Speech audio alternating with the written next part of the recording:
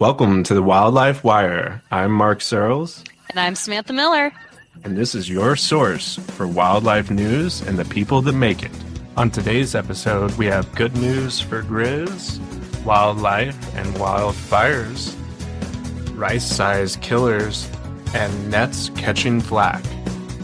Then we are joined by the amazing Dr. Susan Kane-Ronning, who discusses the psychology behind wildlife abuse and how you can get involved as an advocate. Good morning, Mark. How are you today? How's your week been? Hi, Sam. My week has been very busy, but very good, and some good one really good outcome, and one kind of outcome. So I spent the last couple of days at the Colorado Parks and Wildlife Commission meetings that were held in Denver. On Wednesday, it was a packed house because there was a petition that was signed by the ranching community. I believe it was 26 different organizations that had signed on to put a pause on the reintroduction of wolves to Colorado. So packed room, media was there, lots of advocates for wolves, lots of people from the ranching community as well. And at the end of the day, they let science prevail, and the commission voted 10-1 in favor of denying the petition for a pause. The main factors in that were the more wolves that we have on the ground mean the more likely they will form packs. They will stop roaming around like they are currently, and so they will be easier for the state agency to monitor. They will be easier for the ranching community to know where they are and be able to take measures such as having range riders and non-lethal methods to help mitigate any conflicts that may arise. Yeah, and Colorado is starting a range riding program this year, right? Yeah, they are really putting all the pieces in place to try to make this as successful as possible. So they have the range riding program. They have specialists that have been hired specifically to work with ranchers for conflict reduction. So, we had kind of a bumpy start, but it I know that the state agency is really doing everything they can to make this program successful now. Well, that is thrilling. And you were there in the room. I saw some news reporting that said, oh, there were a ton of ranchers and a few advocates. Is that accurate? Or how many advocates, how many ranchers? Was it 50-50, 75-25? What are we looking at here? In the room, I would say that there were more advocates than ranchers. I know that the ranching community had sent in a lot of comments via email beforehand, but and to be fair, it was in Denver, so it was easier for a lot of the front range advocates to be able to get to the meeting than it would be for a rancher to leave their home on the western slope. But it certainly was not the way that the media portrayed. And my seat in the room, I was right next to all of the TV crews and the newspaper reporters, and I just kept looking at them, wanting to shake my finger at them, saying, "Hey, come on, guys, you gotta stop this narrative that uh, the ranchers are the only ones with any skin in the game." Right. I think that they're definitely the ones with money in the game. I think they've run private businesses. They're livestock producers. They make their money off raising livestock. We certainly have, I would say, we're not a special interest. Our only interest is seeing wolves flourish, and we don't personally profit from that one way or another. And I'm excited to see where this goes. And I'm glad that CPW will continue offering tools for those ranchers. In my week, I was also involved in CPW, but I was testifying remotely as being one of those random Western slope people that it takes 3 hours to get down there. And I was talking about fur bearers, but I don't know if our listeners know that all fur bearers in Colorado, that's any animal that's deemed that it can be killed for its coat, they have unlimited bag limits right now. So that means species that are really rare, like ringtails and pine martens, and species that offer all sorts of really great ecological services, like beavers, they can be trapped and killed in unlimited numbers, which is completely absurd. It really is. Yeah, it was funny because yesterday when that topic came up, the room one was a lot less full than it was for the wolves, and in the meeting, all the topics kept getting delayed and delayed and delayed, and we were probably 4 hours after when that topic was supposed to come up, and we made it. Me and you made it to the end. I was the only person who commented in person, and you were the only person commenting virtually on fur bearers. So we we if the media were to report on that, they would probably still say that we were in the minority. You are probably you're probably right. I think that's one of the reasons we started this podcast in the first place is that there's an imbalance in how the media portrays a lot of wildlife news and a lot of wildlife issues. And as being two folks on the ground and intimately familiar with that media portrayal, it's great to be able to share what actually was happening during those commission meetings. Yeah, it really is. And to speak on those limits, like it's wild how the unlimited number, both for an entire season. So one small game or fur bearer license can get you an unlimited number bobcats or ringtails, or coyotes, beavers, whatever your choice is, or all of them if you want to go that route. And then no daily limits either. So in my research going to that meeting, I found YouTube videos that had coyote hunters. That the title of the YouTube videos were 10 coyote day in Colorado and 11 coyote day in Colorado, and that is just absurd. Anyone who fishes has daily limits.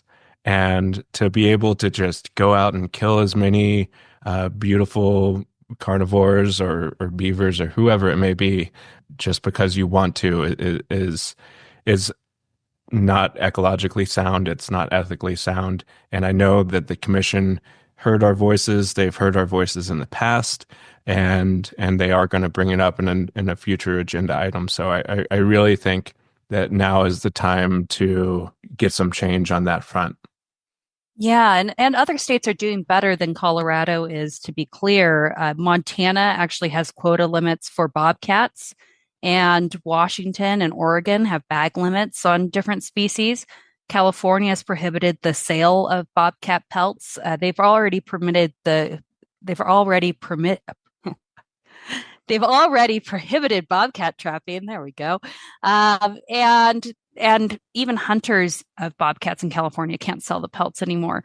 So certainly other states are doing better than Colorado is. I'm hopeful we'll catch up.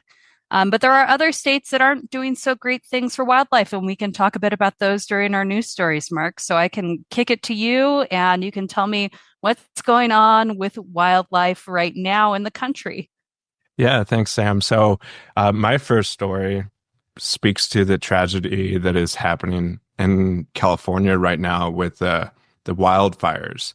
And while it's devastating for people and their pets, let's not forget that our wild neighbors also suffer from wildfires. And the article that I have here is California fires: what happens to wildlife and animals during wildfires. And it goes into the different methods that different species will take to escape wildfires, and whether it is a fish or a frog. They may go to the deeper portions of the pond or lake that they're in, and be able to escape that way, where small rodents or other other small animals may, go into the ground, like a turtle or a tortoise can escape the heat by going into the ground. And then, as you move up, when you're talking, maybe a fisher will try to find a burrow in a hole in a tree where they may be able to escape the fire that way. But then when you move into the larger animals on the landscape, they're not able to hide as much, so they have to take to fleeing. So deer and bears will often just try to run away from the fire and escape it in that way. And those methods will work, and they have worked for thousands of years or millions of years. And what the, what happens though is, with a large fire like this, it makes it much more difficult for those animals that are fleeing to actually escape the fire. And so, there can be fatalities because there's just frankly nowhere to run. Yeah, that's really devastating. I saw a video of a mountain lion fleeing the fire. And what folks need to know is that when these animals are on the move from a wildfire, they'll go out to areas that are open and protected, which tend to be housing and suburban areas during wildfire too. So there can be wildlife interface neighborhoods are more likely to see an increase of wildlife traffic. And there's all sorts of great things that you can do to help support that wildlife influx. The Humane Society for the United States has a great resource kit on this and how to help animals facing wildfire. So we can certainly share that. And again, it's really devastating to see this happen in California, and I wish everyone out there all the best. And I'm pulling for the people and animals out there right now. As am I. And absolutely, I feel for the animals, for the people, and I know we can get through this, but it's a very tough time for all that are involved. So hopefully you got something that can lift our spirits a little from that devastating news in Southern California. Yeah, as you're here to tear us down, I am here to build us up. And my news today actually covers some things we can do that are helpful in the face of climate change and biodiversity loss. And one of those pieces of good news is that Washington has banned commercial net pens in the Puget Sound. And that's where those southern resident killer whales are that we talked about last week.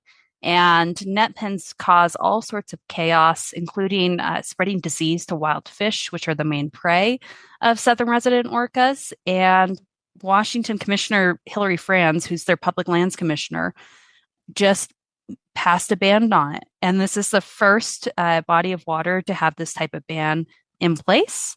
And it's a huge win for groups like Wild Fish Conservancy, who've been working on this for years and years to try to make this happen. And it comes at a time when we're seeing Talakwa, the orca, carry her dead young because of malnutrition. So we must do during these times of climate change where we're experiencing wildfires and we're experiencing biodiversity loss. We must do everything we can. And so this is certainly a step in the right direction. The net pens will no longer be happening. I think that I don't know if you're familiar with the net pen disaster that initially kicked this all off, Mark. Well, yeah, let's rewind to the beginning. Okay. What is a net pen? So there is commercial aquaculture that happens in different bodies of water around the globe. And that's basically farming in open bodies of water. So raising fish for people to eat. They're like ocean ranchers, if you will, raising fish for people to eat in wild ocean. So these net pens recreate an environment for fish to live, and those fish aren't necessarily native species to that body of water. So as you're growing these fish in these open water net pens, there's inevitable interaction between wild fish and the fish in the pens, and inevitable bycatch with the net and the animals that live in the water. And it's another one of those practices that happens across the world that a lot of people don't know about. And I'm really glad that Washington is taking steps to prohibit this, or that is prohibiting this practice in the Puget Sound. And I think that it gives a great benefit to native wild salmon and to the orcas to not have these fish that can spread disease and cause all sorts of issues with native animals.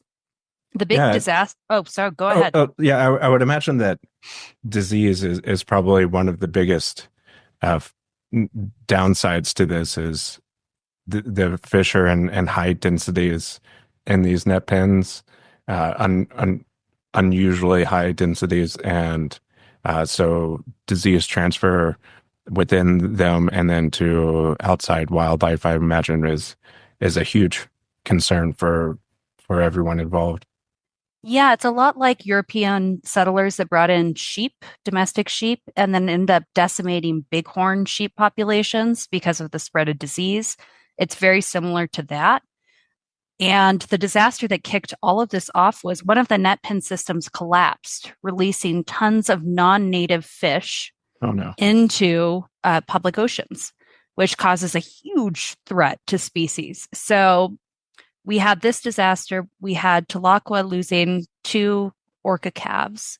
And on the heels of all of that, Commissioner Hillary Franz and tribal partners and nonprofits all worked together along with Canadian government systems to really push forward the need for reform. And they were able to ban net pens just this week. So it's a huge win if you can imagine all of the different governing structures that are involved in ocean water management. I'm thrilled that this happened. Yeah, that's fantastic. And you know, when I was in Zambia, I spent 2 years working with the Zambian Department of Fisheries, teaching fish farming. And you, my experiences are vastly different from what it is on a commercial level, where our fish ponds were at a much lower density fish per cubic meter than anything on a commercial level. So, and they were native fish. They were tilapia, which are native to that part of Africa. So, what we were doing and helping communities have a sustainable source of protein was vastly different than when you scale it up to the commercial levels and densities that these folks are doing. Yeah, I've been really impressed with a lot of different African countries' conservation measures. They seem to be much more open to sustainable measures and open to coexistence measures with other wildlife on the landscape. So that's always encouraging to hear. And I think you've got another story for us too. Are you going to bring us up or down, Mark? No, I've got to be the low point again. So this one is coming out of Utah, and it is that Utah Wildlife Center calls for changes after bald eagle dies of lead poisoning. And so wildlife officials found a bald eagle that was injured or sick in the field and brought the eagle to a wildlife rehabilitation center in northern Utah. When they brought the eagle there, they said that it did display all of the signs of lead poisoning, and the eagle did end up dying in their care. And this is not an abnormal event. This particular rehabilitation center said that they get about one eagle every year that is suffering from lead poisoning. And the article goes into how little lead it takes to kill a bald eagle. So a piece of lead the size of a single rice grain can kill an eagle. Wow. And it's not just the eagles, but the California condor, who has some area in Utah and Arizona, and also suffer from lead poisoning. And it's been a struggle throughout the country for years on how do we limit this? Should we put measures in place? Should we pass legislation that prohibits the sale and use of lead in ammo and in the lead shot that is used for fishing, like a weight? And California is the only state that has banned the use of lead and across the board for hunting and fishing. There are some states that have measures in place for specific species or specific areas, but every state, uh, everyone else is basically please don't do it. But if you do, well, that's okay. And there are programs that help uh, hunters and fishers uh, pay for the more expensive alternatives, but they're just not fully utilized. And the feedback that I've heard is, well, when you use lead ammo, it splits differently when it hits an animal than, say, copper. So there's a lot of reluctancy, and then obviously it costs more, and it's like, well, sure, it costs more for you today, but is it really panning out? Like the impacts, I think, are a much greater cost to all that are involved or secondary poisoning. So, and not to mention, if a person shoots a deer and ingests some of that lead, well, now that person is getting lead poison as well. And if you are someone who wants to provide the majority of their meat from hunting, which is great, years and years of eating lead poisoned animals, I mean that's gotta build up in your system. It bioaccumulates, and it's just not a good sustainable way of doing business anywhere for people or for our wildlife. Yeah, I have a friend who is a master hunter and used to teach hunters ed, and he's completely switched over to non-lead ammunition by choice. And he said after he figured out how that bullet will split or how it rides the air currents, he's done fine. He's been able to continue harvesting a deer or an elk every year and has had no issues. So I think that it's certainly an available alternative that's effective if you're going to hunt your own food and safer for folks and their families. So lead ammo and lead fishing gear, that's the main way that these birds are getting lead poisoning. Correct. Yep. And then my other question is lead then a food chain killer? If a bird has it and gets lead poisoning, and then a mountain lion or a coyote feeds on that dead bird that died from lead poisoning, can they get lead poisoning? I'm not sure, but my hunch is that yes, the lead is not going to go away. So the impacts will continue carrying on as long as uh, the animal that is poisoned is eaten by another animal. And if that was to continue on, then of course, yeah, it lead isn't just going to leave someone's system. And it's currently right now you cannot use lead for waterfowl, but I think that's the only restriction nationally, right? Yeah, correct. So, there has been the EPA had received two petitions, one in 2010 and one in 2012 to ban the production and sale of lead-based ammunition and fishing tackle. But those didn't go through. Iowa and Minnesota also have uh, bans on specific animals. So Iowa, they're required to use non-lead ammunition except for deer and turkey, and which is, well, that's pretty. Iowa has deer. Like that's what Iowa's known for, corn and for deer, and people are eating a lot of deer. They're, any kind of carnivores that are out there are going to be eating the deer. So that those two exceptions are, I think, a blatant disregard for the science that's out there. But yeah, the waterfowl, I believe, is the only national exception. Well, thank you for lowering the mood Here, well, I'll overall, bring us Mark. up. I'll bring us up real quick. Okay. So, for those that don't know, and on the end of last year, Biden signed a bill to officially make the bald eagle the national bird of the U.S.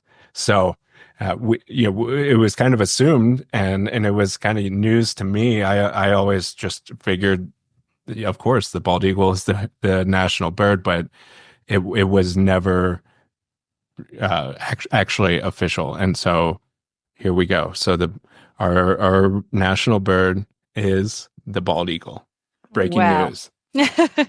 Wow, officially. That's great. And from a national bird to a another animal with national recognition and Endangered Species Act protection still, I've got a story on grizzly bears, our Yay. friend the Grizz. Yay!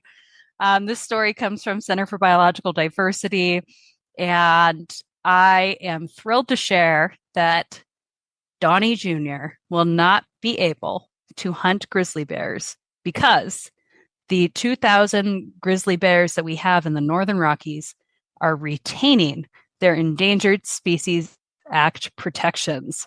Woo woo! That is fantastic. And I think we should start a GoFundMe for Donnie Jr. To buy him Kleenexes. I'm sure he's very disappointed. Yes, all of these sad bear hunters. And it's really great news. You know, a grizzly bear is actually on the California state flag, and grizzly bears haven't been in California for I think a century now at this point, decades at least. And to see Grizz return to their historic range would be a dream of mine. They're really amazing creatures and they belong in California. They belong here in Colorado. And it would be great to see them expand their range into their historic habitat areas.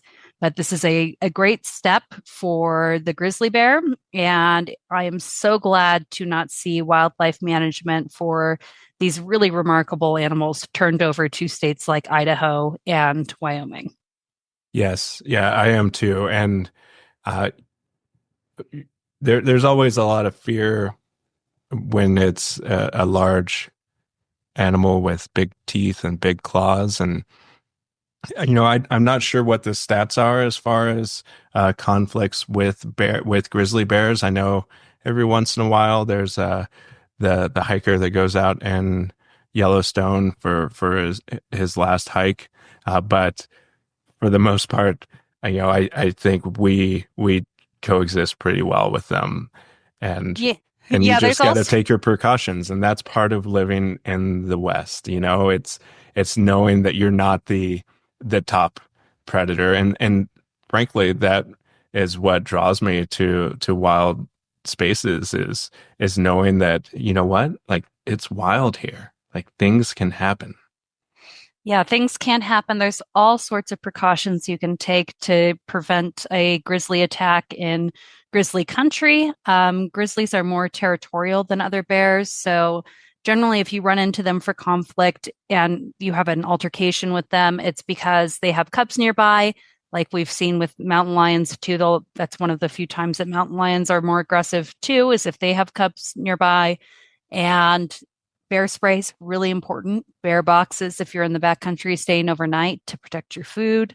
And I think that we can live with these animals and having them around us is really cool. And I think it's why we choose to live the way we live. And hopefully it's why folks that also live with grizzly bears choose to live where they live is because it's a wild space that's kept wild and beautiful by animals like grizzly bears. Yeah, absolutely. And let's remember there are a lot of proactive ways to prevent or get out of conflict with a large carnivore like a grizzly bear, versus when you're driving down the road and a white-tailed deer jumps in front of your car. So the the perspective on the dangers of wildlife, I mean, let's be realistic. Deer are the number one danger out there for anyone who's driving anywhere that has any kind of wildlife. So, you know, while while the chance encounter may be terribly frightening and tragic, the chances are very, very rare that you would ever have any kind of conflict with any, whether it's a grizzly bear, black bear, wolf, mountain lion. You know, those aren't really an everyday issue for the safety of people. Yeah, and Mark, before our guest joins us, I think just even mentioning wolf is interesting because there have only been two fatal wolf attacks on human beings in the history of the continent of North America. Two. Yeah, they That's don't want it. anything to do with us. No, I wouldn't want anything to do with us either with the way we treat wolves, but I think it's important to keep that perspective. And I'm excited to talk to Dr. Susan Kane-Ronning next a bit about wolves and a lot more about why people have this kind of resentment towards carnivores like wolves and grizzly bears and towards animals like coyotes that we talked about a little bit earlier. People kill 10 of them for fun. And what's the culture that has to do with that? And so Susan will be a great guest to explain that to us today. Yeah, I'm super excited to learn more about what she has to say and to see where her perspective comes from. So, welcome to the Wildlife Wire. We're glad to have Dr. Susan Kane-Ronning join us. She is a PhD in psychology. She has a clinical practice out of Bellingham, Washington, and she is also on the Washington chapter of the Sierra Club's Wildlife Committee. So, we are thrilled to have you and get some different perspectives on wildlife, just and on the people that are around wildlife, really. Just last week, we had Dr. Mark Beckoff with us talking about the emotions of wild animals. And today, we'd love to dive into the emotions and the behaviors and the psychology of people that exploit wild animals. And we've seen an uptick in this recently with a young wolf in Wyoming who was run over by a snowmobile, not killed, and then that wolf was taken by the man who ran her over with her mouth taped shut to different bars, or a bar to show her off. And we know that she also was at his home for a period of time too, in his backyard where his dogs were, also taped up. So there's a lot of really scary behaviors that happen around wildlife. And for some reason, the public lets this continue.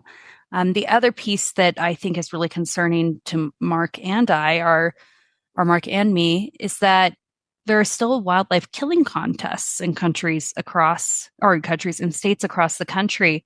And those killing contests are just acts of violence. It's who can kill as many animals as possible, who kills the biggest animal. Awards are given for the ugliest animal killed. And this kind of culture around wildlife management is shocking in a lot of ways. A lot of folks don't know that it's happening, but it's also permitted. Wyoming just enacted, they actually just codified the ability to run over wolves with snowmobiles. So they'd like for that practice to continue. And I'm so glad you're here because the hardest part for me, and I know for Mark too, in being wildlife advocates is understanding this human piece, both in the folks that would want to run over wolves with snowmobiles or engage in killing contests, and folks that don't do anything to stop it. Mark, did you want to add before we start asking Susan all the great questions? Yeah, no, I'm taking notes already. I have lots of questions, so I'll let you continue on, and I'm thankful for Dr. Kane Ronning to be here, and I'm interested to get it going. Yeah, absolutely. So Dr. Kane-Ronning, can you please share with us what is going on with people? What is wrong with them? How is this happening? So I want to talk first about you mentioned the codifying the law, the rule in Wyoming, and I attended those meetings and spoke out. And one of the things that bothered me so much about that is when they codified that law, they said that you can chase it run it down 90 miles an hour with a snowmobile. And then once you run it over, you can humanely kill it. And that they consider it being humane because you can kill it once you've ran over it, right? Wow. And Jim McGagna, who was on that committee, said, this is his quote, "I may shoot at an animal and injure it, but not kill it. And that animal is left to suffer. If I can kill that animal or run over it and immediately kill it, it may actually be a more humane treatment of the animal than just out there shooting and injuring animals."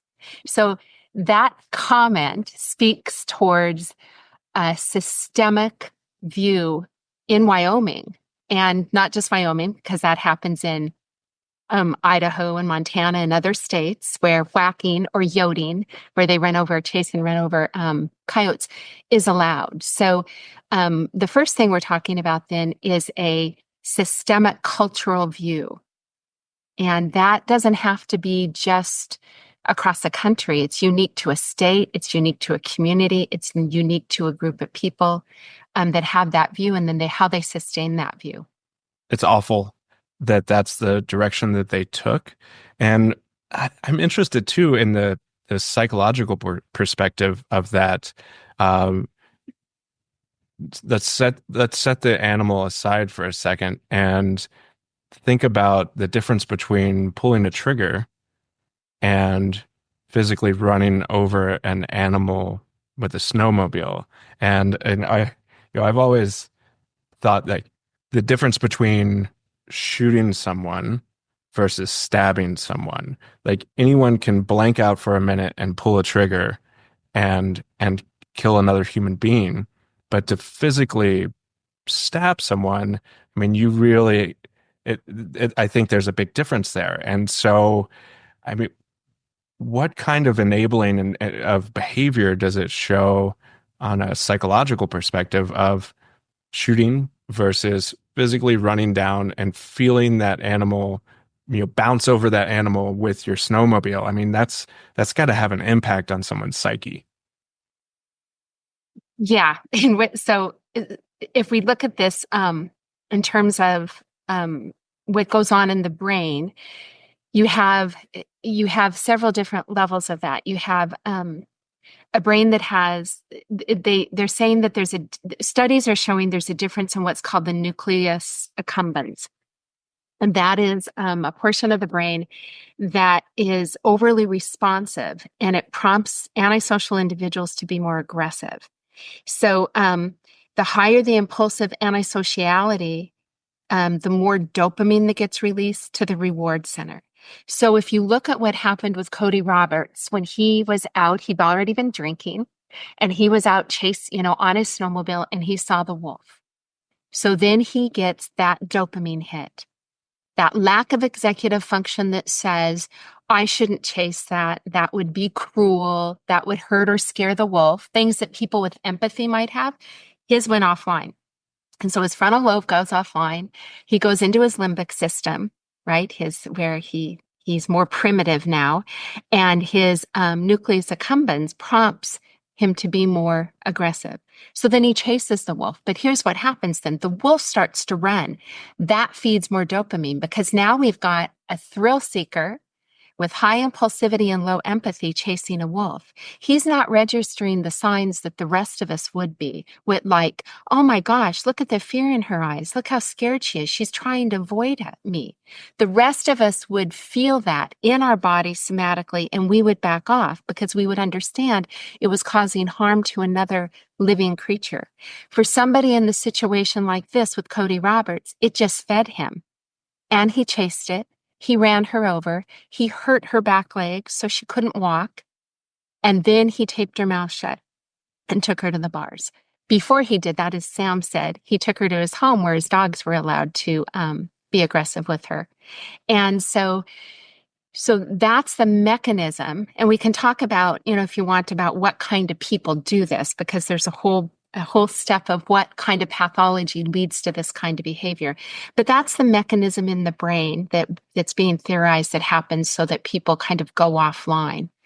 So Right. is that the same kind of mechanism when you're told, don't run from a mountain lion, don't run from a bear, because it's going to trigger a response. Is that a similar process in a No, carnivore? no, because when you see a bear or a cougar, you go into a fear, fight, or flight, a sympathetic dominant response.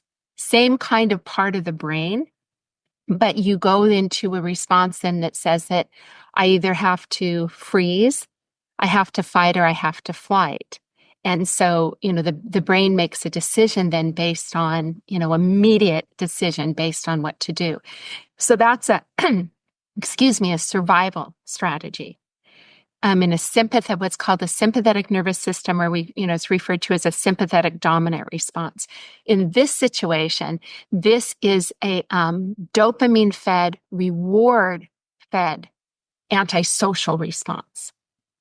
Interesting. Very different mechanism. Yeah, and I think, the step further that he took after running the wolf over, that's the other part that's really concerning to me, is that not only did he get that reward for running her over, the pain and suffering he inflicted on her lasted for hours. And for him to engage in that for hours shows, I feel like, even more to me than that flip of the switch of I'm going to run her over. And that's really concerning. So let's talk about the pathology of folks like this and how they get to this point.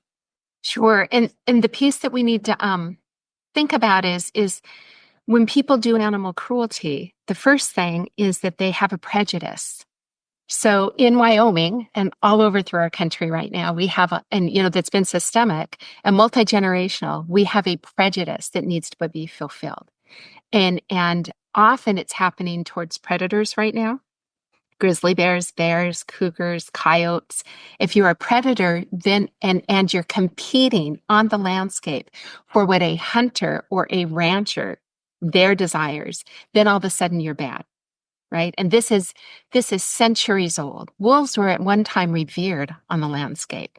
Wolves were worked in unison with people, with indigenous tribes. They were considered a spirit animal.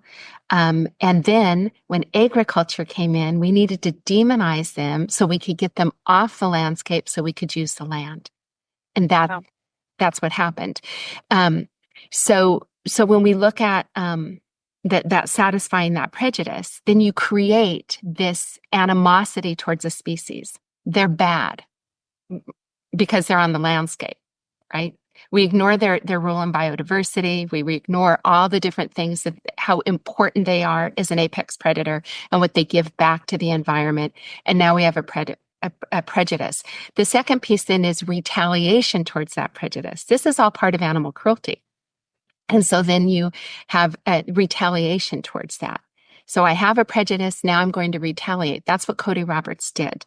And so if you look at people who demonstrate these kinds of behaviors, years ago, I'm going to give you the basic kind of view of this. It's called the dark triad. A scientist, a person, I think it was a psychologist, created this dark triad view of how we diagnose at people who do this. And he linked these three things. The first one was Machiavellianism, which includes people who are sly, deceptive, distrusting, and manipulative. And then you have narcissism, grandiosity, entitlement, dominance, and superiority. And then you have psychopathy, high impulsivity, thrill-seeking, low empathy, and anxiety. Psychopathy is the robust predictor of antisocial behavior, but higher levels of psychopathy are associated with actual behaviors of torturing wild animals. Wow. Wow. So it's almost like a serial killer, but they've found a legitimate outlet for that level of torture and abuse. Is that Legitimized outlet? You could look at it that way. And legitimized. Sorry. They legitimize it because it's sanctioned in our society. Even in Wyoming, they didn't have anything on the books in the state for wildlife cruelty. They have something for animal cruelty, and animal cruelty was more for owned animals, and so they didn't have anything, and they just gave him a $250 fine for possessing a wild animal. But Albert Summers, who was a legislator, and in his district said that he was a decent guy. And he, in all the newspapers and in the press said, well, Cody Roberts is a decent guy. That's where you get that multi-generational systemic community view, because decent guys don't hurt animals. And yet now we've got somebody who's legitimizing it, justifying it. On the multi-generational aspect, how much of that is from like epigenetic factors? Things that shape and turn on those genes, you mean? Mm-hmm. So give me an example of what you mean. So if my great-grandfather saw a coyote and killed that coyote right away, does that get past, does that thought of that animal needs to go, does that change your genes and then you pass it on to the next generation, or how does all of that work? Well, I don't know the specific brain research on epigenetic changes for antisociality. What we know is that there are things that create antisocial behavior and create psychopathy, that I can talk about. But one could theorize that multi-generational exposure is going to allow a brain to shape differently. And an example is if you're raised in a home this is a perfect example. If you're raised in a household that lives on a farm and you kill the chickens, you pluck the chickens and you eat them. When you're a little kid, your first view might be, oh my gosh, that's, you can't stand it. Or you're part of FFA, right? And Future Farmers of America, and you raise your chicken or your cow or your pig and you take it to the fair, and it gets bought knowing that it's going to get slaughtered, right? And you're prepared for that. And the very first time you take it, it's terrible because your pet pig is now somebody else's commodity and it's going to be slaughtered and it's going to be eaten. And then you get used to it, right? In both of those situations, you get used to that and it turns off you numb yourself to it because you can't tolerate being too sensitive to it and still exist in that environment. And so a great example of that is I was raised in a hunting household in Eastern Washington. And, I had two older brothers and a dad, and I went on hunting trips with them. I saw things die. And I played that game until I was about 13. And then I said, I can't do this anymore. At some point, it always bothered me. But at some point at that point, I could no longer tolerate watching things die. I just couldn't do it. And I said I wasn't going to do it anymore. And then in my family, hunting was like a religion. So when I stopped doing that, I became the black sheep in the family because I was no longer a hunter. Even though I never shot anything, they would put me behind a rock or a tree when they were looking for deer, and I'd be talking purposely too much to scare the deer away. So eventually they just didn't take me on those trips. I found ways to deal with it. But my point is that part of my brain became more sensitized, not desensitized. So I played the game for a while, and at some point that part of my brain couldn't tolerate it anymore. And I am clear that part of my activism is because of my childhood, right? That's part of my being co-chair of the Washington Sierra Club Wildlife Committee, and all the advocacy I do is because of my childhood. Now, the third generation, so we've got my dad down to my brothers, down to their children, and now there would be, I guess, the fourth generation of their children, but of hunters. And typically those kids learn that style of life, and then they either go along or they don't. Is the same thing you experienced within your own family? Is that why we see in agricultural communities, even folks that live well with carnivores like wolves or live well with coyotes are afraid to speak up because they don't want to then be the black sheep of their communities? Absolutely. And if you take Cody Roberts again, there were people in that bar who didn't like what was going on. Someone in that bar gave some information and tipped somebody off, right? But what happened is that they were afraid to say anything. They were afraid to come out because Daniel, it was Daniel, Wyoming, right? Was a very small town. And to come out in their town wouldn't have been safe for them. In fact, if you remember when Hogs for Hope raised like 200 and some $1,000 and donated it to the advocacy activist groups in Wyoming, many of the townspeople stood on the sidewalk when they rode through to support Cody Roberts. No one was going to break flank with them. They weren't going to. And yet the research on bystanders is that if one bystander stands up, usually there's no harm to them. In fact, once one bystander stands up, the rest of them will split. And usually there's not harm to the bystanders. But they wouldn't do that there. And what we can do is teach our children to be what are called upstanders, to stand up for what's right. And a perfect example of this that I always share is that one of my kids on the playground when he was like in 4th grade was watching 2 other kids play keep away with a girl's shoe. And she was trying to get her shoe. And of course, she was a lower status kid, not considered one of the popular kids. And the popular boys were the ones bullying her. And so he joined the game. And so they threw the shoe to him. He walked over, gave it to the girl, and left the game. That took character, right? That's an upstander behavior. What if in that bar, one person would have stood up and said, "This isn't okay, you guys. This has to stop. What the heck are you doing?" That would have shifted the whole thing. Because then other people who were also thinking it was atrocious would have said, "Yeah, what are you doing?" But because the momentum started, everybody was afraid. And you put alcohol into it. Yeah. Yeah. And so is alcohol one of the things that adds to situations like this that can accelerate these types of situations? Is that an additive to this kind of behavior? Sure, because it makes the frontal lobe, our thinking part of the brain, go offline. It creates, higher impulsivity, lower inhibitions. We don't think as clearly.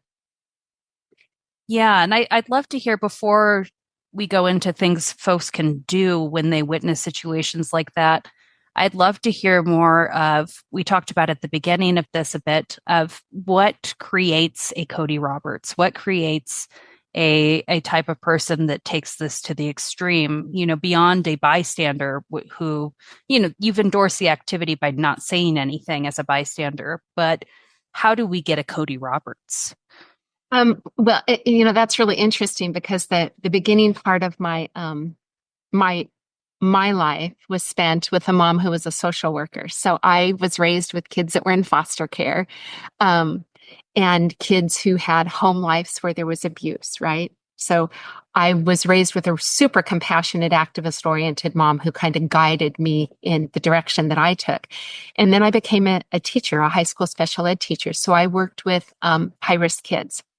And then I went on to work with street kids and dropouts. And so I worked with even higher risk kids. And then I got my master's and specialized in families and kids, and then got my PhD and worked in child behavior disorders. And so my focus has always been really difficult kids. Like in the county where I live in Washington, I do lethality risk evaluations for kids who make threats in schools, for instance.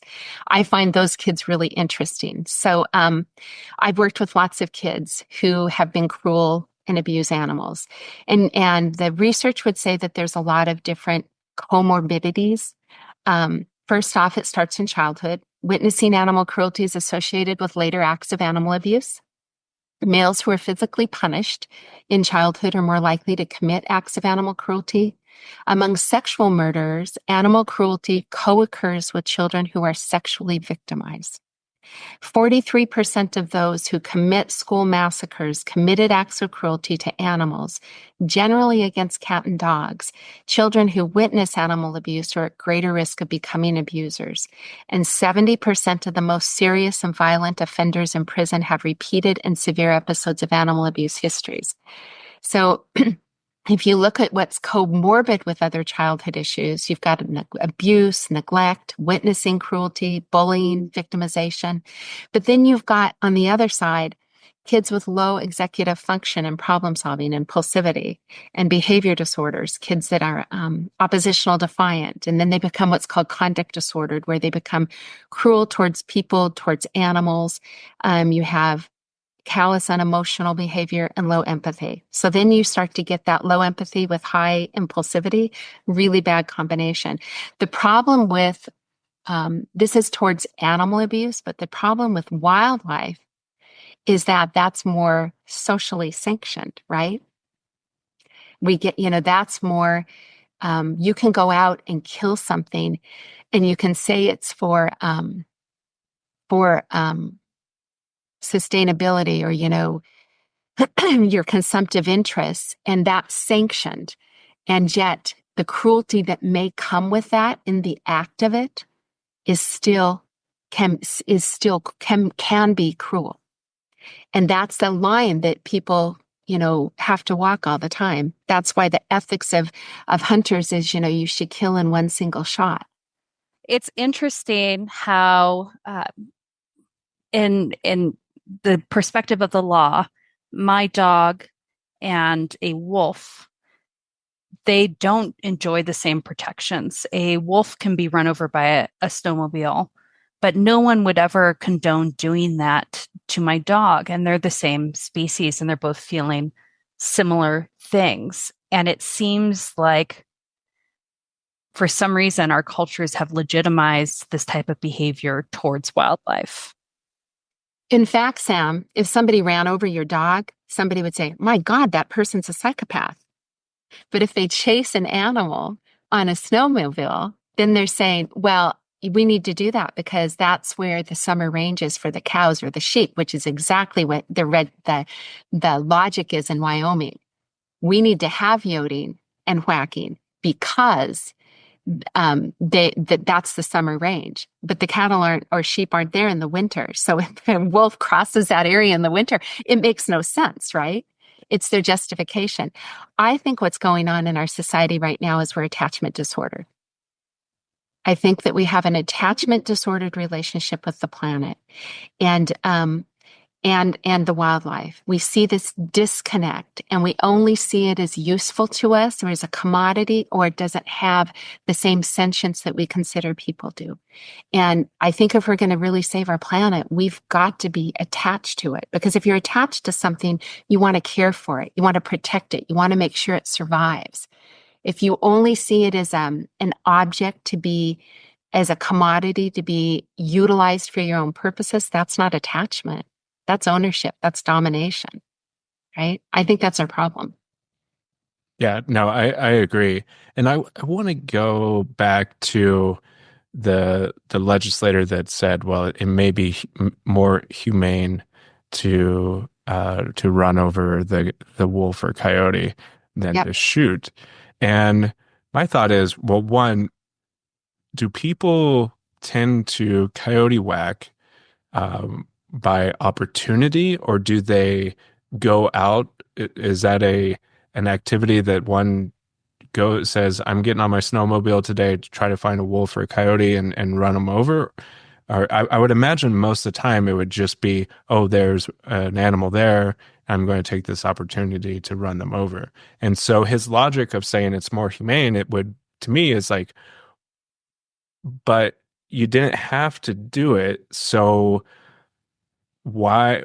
It doesn't matter if it was more humane or not to do it with the snowmobile.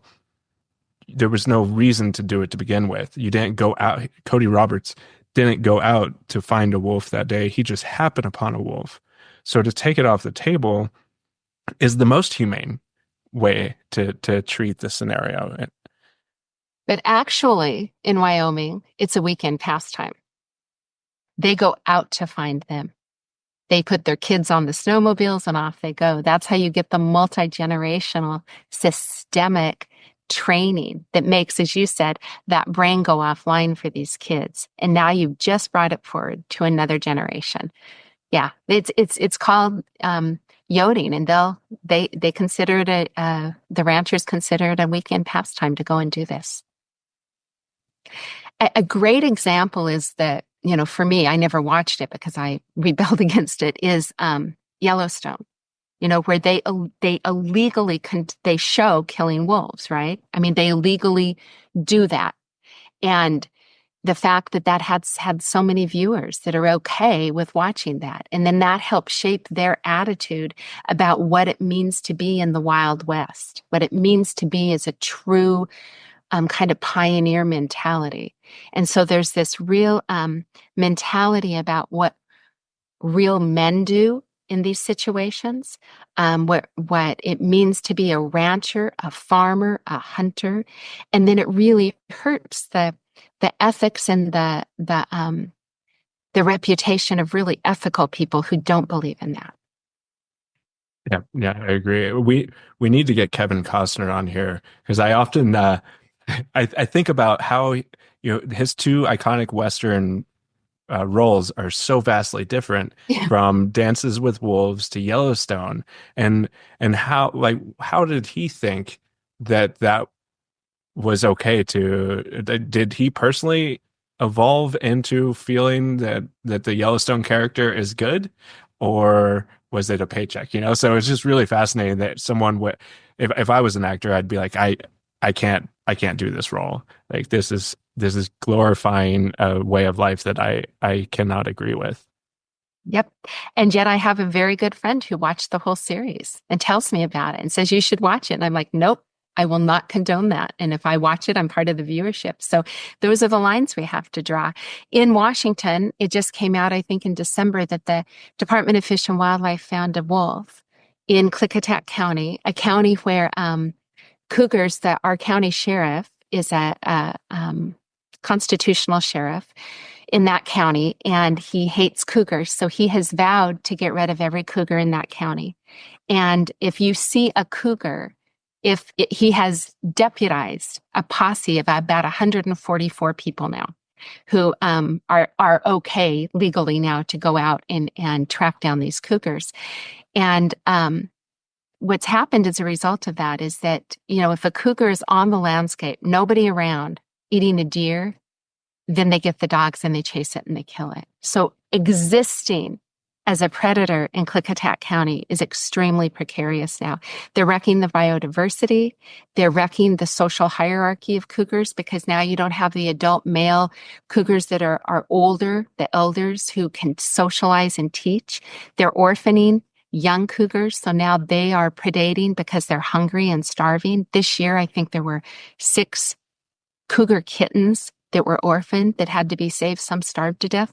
But for me, the icing on the cake then is to know, in top of all that, is that we had a wolf that was shot by somebody. Who knows who it was? There are some thoughts about that, but it was wounded in the back legs, and this wolf crawled for several weeks to get to a water source before it died of starvation. Now, to us, that's reprehensible. Our brain goes into an immediate somatic response where it has, that freeze, fight, or flight. Like, I can't take that information. I start to get a visual picture in my head of this wolf. My body then gets tight. My heart gets tight, and then I want to shut down, or I'm going to have obsessive thoughts later, right? That's how people who have a very sensitive, more sentient relationship with other species responds. Another person would read that, and their brain, because their emotional aspect of their brain doesn't feel that response. And in that part of the state, many of the people would even justify that. Just because it was a wolf, it was hurting nobody. Its mate was already killed the year before. Yeah, and it's interesting to me too, Susan, when we look at state wildlife policies, which is, what Mark and I advocate for all of the time, is that often we see policies set in a way to appease people that don't like carnivores, rather than, boundaries drawn. And they say, oh, if we allow 10 wolves to be killed here, then we're going to have a higher tolerance for wolves. And I think that's couldn't be further from the truth. And I'd love to hear your thoughts on that, and then we can talk a bit about what advocates can do with all of this information. I think it's really tough because you're right. The view is that you have to work with these people, or they're going to employ what's called the shoot, shovel, and shut up mentality. And I testified at many of our grizzly bear restoration public hearings. I went to several of them and testified. And I would listen to some of the townspeople in Eastern Washington in these small communities say, we're going to have to resort, if grizzly bears are restored, we're going to have to resort to shoot, shovel, and shut up.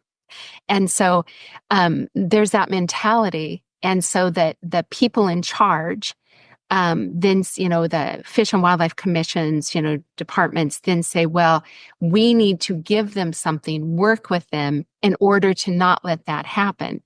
And yet I'm really troubled by that. First off, you develop rules. I know Colorado's doing this now. You have to have lethal deterrence or non-lethal deterrence. And so you have to have fladry, the flags that are put up. You have to have electric fences. You have to do all these things. But then, use guards, livestock guardian dogs, for instance. But what if those aren't employed well enough? What if, you don't check off all the boxes and then the wolves still predate, there's injuries or mortalities to cows, and it reaches that threshold. And now you've got ranchers who are screaming, they're still going to get reimbursed. And Washington ranchers get reimbursed. I think it's twice the value. I mean, it's pretty insane to me. So they not only do the wolves die, the ranchers still get reimbursed. So I think it's a really big problem. I think that the research that I have read does not say that eliminating, lethally removing, which is killing wolves in a pack reduces the amount of depredations. In fact, if you kill wolves in a very social pack that need each other to function, you start removing them, then what happens is that they then might need to eat more, kill more, because you've now taken their ability to forage. Yeah, it's really sad to see what happens with wolves and other carnivores in that sort of respect. And then the other tragedy is that the agency communicates to the public or communicates to this special interest group that the reward is at the end of the line, we'll kill a wolf for you. The reward is at the end of the line, we'll kill a cougar for you. Mm-hmm. And at the end of the line, that's not a reward. It causes more conflict. So why not take that lethal removal option off the table and say the reward is we'll work with you to get a sustainable practice? I absolutely agree with you. And, even, as a psychologist that works with kids, I use behavioral practices, right? You learn how to reinforce and reward appropriate behavior and try to get the other one to extinguish.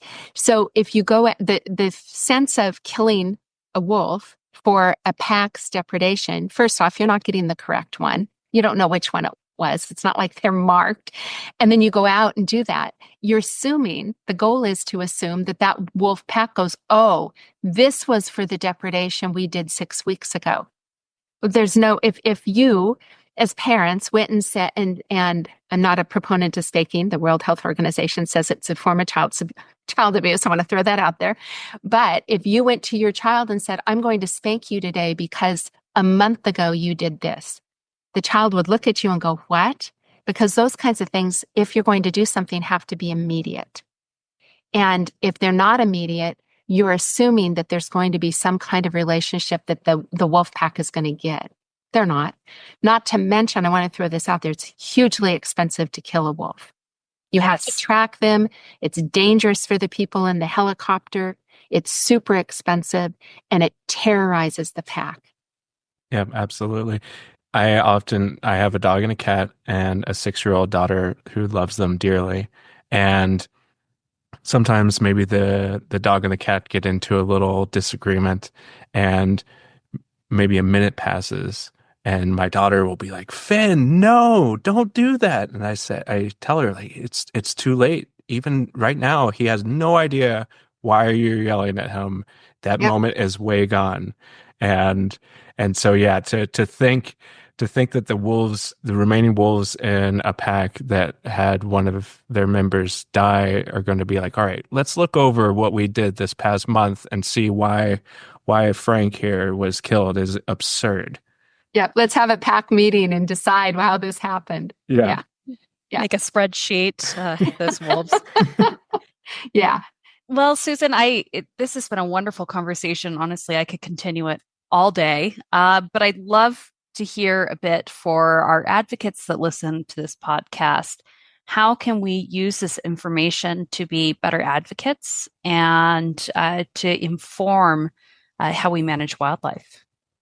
I think the first thing is to really understand the psychological aspects like we've talked about, because once you get that clarity of why this is happening and you bring it into the forefront, I think I always like the thought of making covert overt, right? One of the reasons people in Wyoming really, and people who listened to the testimonies I did there and the op-eds that I wrote in that state liked it is because I was calling the people on their psychological stuff. And that hit home, right? Now we have a name for what this is. Now we understand psychopathy. Now we're challenging bystanders. We're challenging psychopathy. We're challenging status quo. We're challenging multi-generational systemic views. And if we understand those things and start challenging that, I think, and speaking up about that, I think that's an important piece. The second piece is doing education in the schools really young. Like Mark, you talked about your daughter. She's kind to her pets because she's attached to her pets and because she has learned compassion and empathy and because it's been modeled and shown to her. So if we show that in our schools and really young, even in preschools about that, then it's really important because then they bond and attach to this is what wildlife is for. This is why it's valuable. This is why we take care of it. Just like our planet, right? Teaching young kids about climate change is going to help support climate change actions and healing the planet. So I think education is really important, making the covert overt. And then I really think just really, really important activist advocacy acts. People don't think that what they're doing maybe has that big of an impact, but you get a groundswell of action and it makes a difference. Sam, as you remember, because you were here, we eliminated spring bear hunt in our state. And that was huge in our state. And we still have people coming back to the Fish and Wildlife Commission meetings, still crying, literally. Our own Fish and Wildlife director said at that meeting, there is nothing like killing a bear in the spring. Now that speaks to you about a multi-generational value about hunting and killing bears in the spring. And, the hunting season was 2 weeks after they came out of hibernation. The risk for killing females with lactating cubs was super high. There were all sorts of reasons not to do it, not to mention that they were hungry and they were foraging, and it was wrong. But we did it. And wolves in our state were slated to not be endangered anymore, to be double down listed to sensitive, and the groundswell of activism kept them as endangered. You've just seen the United States Fish and Wildlife come out and keep grizzly bears listed, right? So we just in our state we're one of the few states that has eliminated banned octopus farming from ever happening. If you ever want to consider a really sentient, conscious, intelligent species, octopus are amazing. And so that's all happened because of united, cohesive activism. And so you guys are creating that in your state. And when you do that and you get people who really believe in things and are willing to stand up and speak in a research-based, science-based, organized, intelligent way, it can change things. Yeah, absolutely. We all want that quick and easy fix, but and especially in wildlife, it is more of a grind, and you gotta temper your expectations for immediate action and just keep plugging away until a little bit of change happens, a little more, and then next thing you know, we've made a difference. Yep. In Washington, prior to the large activism that Sam was a part of here, a major part of, the hunters, and I'm not dissing hunting, right? The Sierra Club is pro-ethical hunting, not trophy hunting. I'll speak about that in a second. But ethical hunting. But they had always, the anglers and the fishers had always attended the meetings, gotten whatever they wanted. Prior to the coalitions that were created, they had successfully increased the quotas for bear and cougar hunting and increased the season for bear and cougar hunting. And then this coalition got mobilized of multiple conservation groups, multiple people who were very science-based and I have ultimate respect for these people and for Sam. And so what happened is we started attending those meetings and changing the whole landscape of those meetings because we started to say that non-consumptive interests had to have equal representation, and everything changed. And the other side's super angry still. What? I heard you just got better mountain lion cougar regulations too. Yep. And I go to all the meetings and talk about that. And we got in the last legislative operating budget, we got $224,000 for bear-wise hazard assessments. And I just got the report. And that was cited. I want to make that really clear. I'm not saying this from an ego standpoint. That was my idea. I inducted one other person, Graham Taylor with the National Parks Conservation Association, and we got it through. We got our champions in the legislature and we made it happen. And I still think about that as how did we do that? Right? But it happened. It's a perfect example of getting a dream in your head. And that year in 2022, when I looked at all these bears that were killed due to human bear conflict because of human behavior, because of us habituating bears to human food and garbage, I couldn't take it anymore. That's what it takes. You persisted, and it was really a remarkable effort on your part, Susan, with this to watch it go from idea to implementation. I mean, the bears thank you. I thank you. That was incredible that you achieved that. Oh, well, thank you. And now I just got the report last night. So now we're going back to get actual Bearwise funding now that we know what the monies will cost for that. And so what we do is we hold tight to our hearts the image of what we want to protect. So for me, it's always the wolves because I take that trauma picture and I say, I need to fight for that. So the bears that were killed, that's my picture. And that's what I hold in my heart because I have to take action. Other people go into passivity. We have to go into action. That's what helps us heal. Passivity only shuts down the parts of our brain that need to be active in a compassionate way. I want to talk a little bit though about trophy hunting. There's research, and this is part of that. It'll help explain how this stuff persists.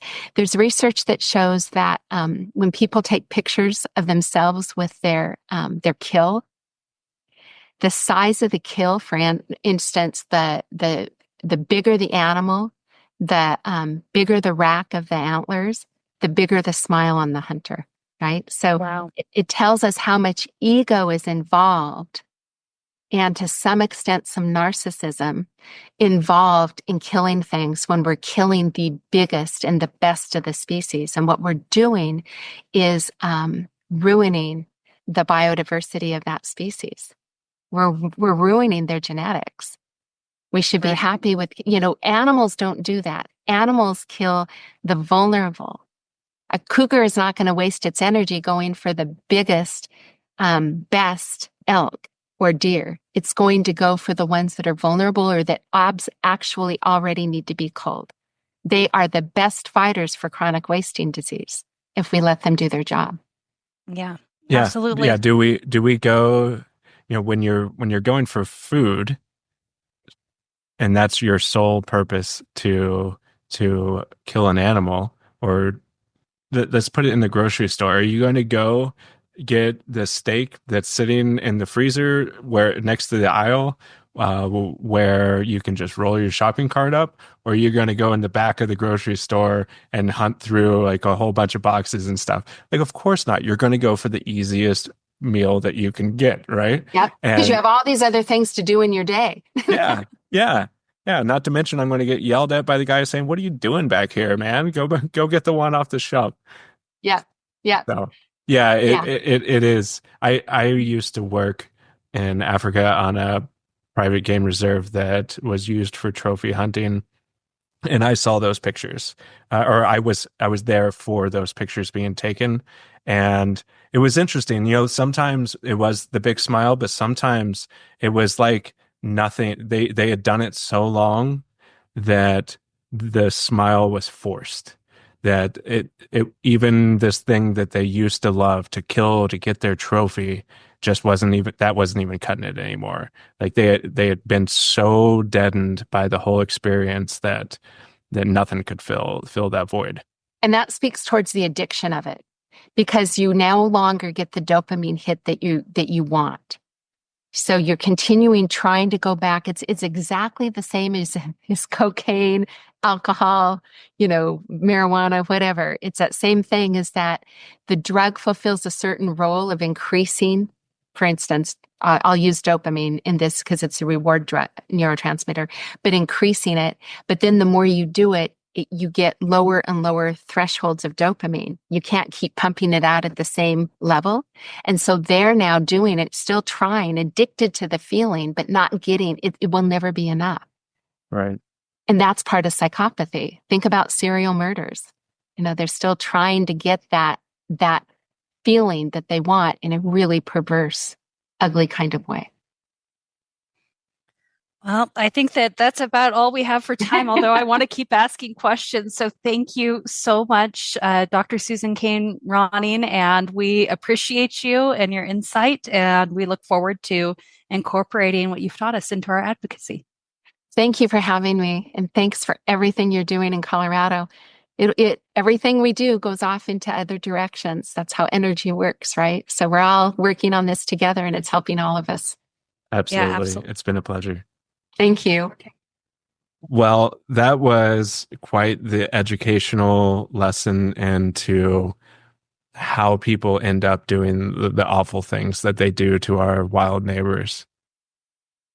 Yeah, I think that my big takeaway from that is we must, as advocates, consider the human element.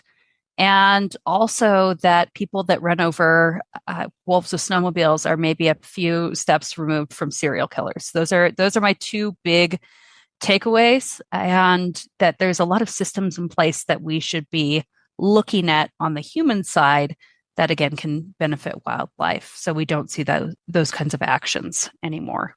Yeah, absolutely. And it's good to also understand that a lot of these behaviors are multi-generational, and that the way how they end up there, and it's not just that me or you went out and did a bad thing. Like this is part of who they are, that has been nurtured throughout their whole lives to get to a point where they see a wolf while they're on a snowmobile drunk and say it's time to go chase that wolf down and kill. But maybe, hey, I got a better idea. Let's wound, take back to our place. Let's take them to a bar.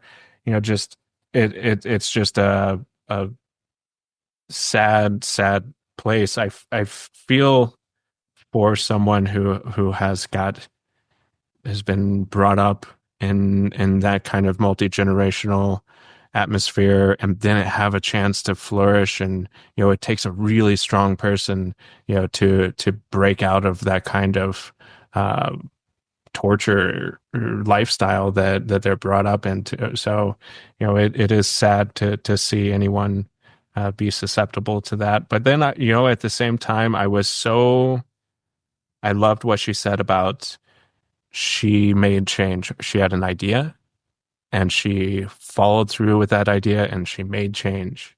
And that's something that everyone should know, that we all have really good ideas, but if you act on it, you can really bring it into fruition and be a positive impact in your community or state or country. Yeah, absolutely. And it just takes one bystander to become an upstander and break that cycle. So the bravery of one can really result in big changes too in the moment of wildlife cruelty. I love it. Thank you so much for joining us today, and we will see you next week. This has been an episode of The Wildlife Wire with Samantha Miller and me, Mark Searles. Thank you for listening.